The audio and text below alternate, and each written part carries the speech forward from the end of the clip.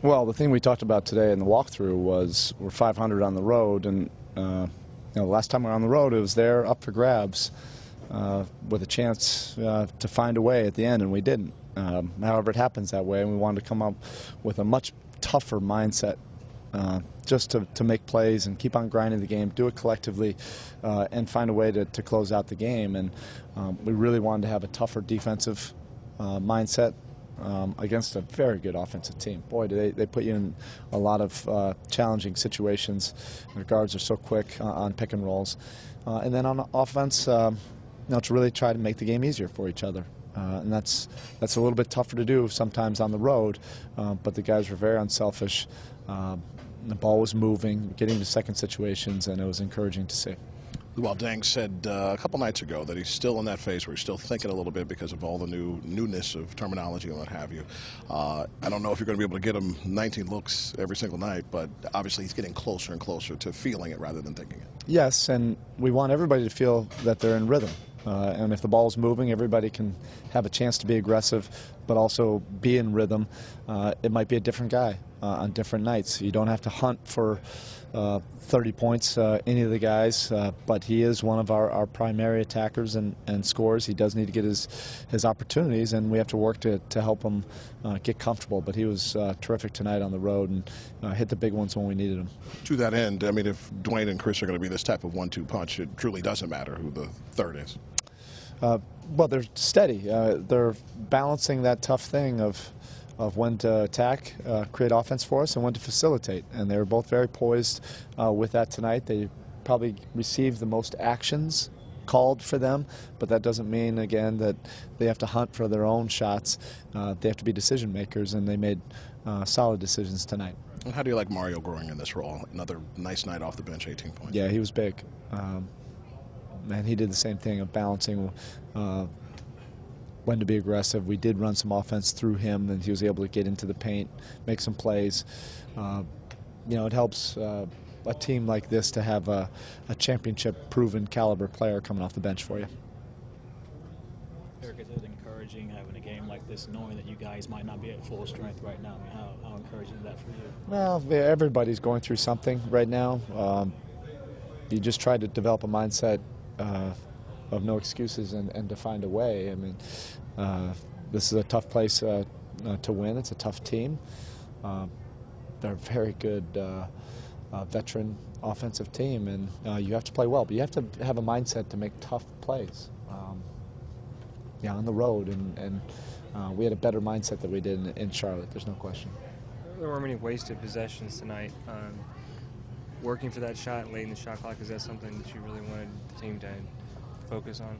Well, they got us to the end of the clock, and that's a credit to their defense. But we also we showed more poise to be able to get to different layers of the offense rather than just trying to do it on your own. And then, again, that's a challenge on the road. It's everybody's natural instinct to try to self-will, particularly when the other team gets in a little bit of a rhythm. But we showed great trust all throughout, all the way to the end. Was that the most fluid the offense has looked to you in terms of just? I don't know. We're trying to develop habits right now, and look, at the end of the day, it always looks better when the ball goes in.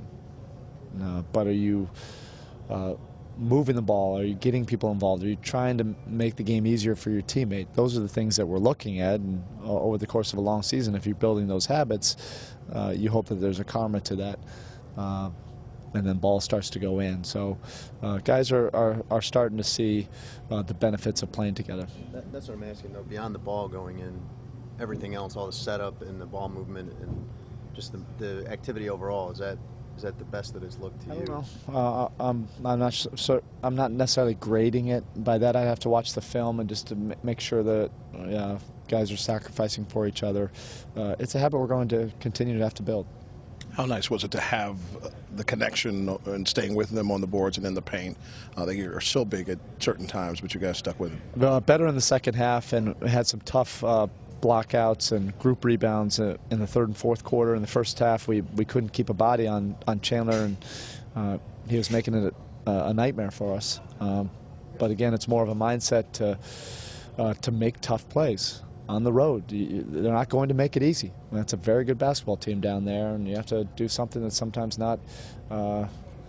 Sometimes it's out of the box, and to help your team win. And our perimeters helped. Had some bigger rebounds in the second half. Before you had the chance to coach him, what did you see in Deng that made you think he could play off Chris and Dwayne? Not necessarily specifically that. It was more his competitive spirit that we liked. We like those kind of guys, and we felt that from our battles against him over the years and in the playoffs, going all the way back to his rookie year. But that probably means more to us, and then you try to figure out the rest. But will somebody fit your organizational philosophy? Toughness, defensive-minded, intangibles, pro, on and off the court. We like those guys. We've always liked him. We always would have loved to have been able to get him. He was one of those guys that we never thought we'd have a chance to years ago. And when we had an opportunity, we jumped all over it, even when we still didn't think that we had a chance. Pat and I flew to Chicago and basically said, hey, we want to recruit you knowing that this isn't going to go anywhere. But those qualities you respect probably more than anything else. Dwayne's already played 3 back-to-backs. That was his total last year. He's made it look pretty easy so far. You guys are managing his minutes. How much work is he putting in, behind the scenes? Because obviously it's... You'll have to ask him.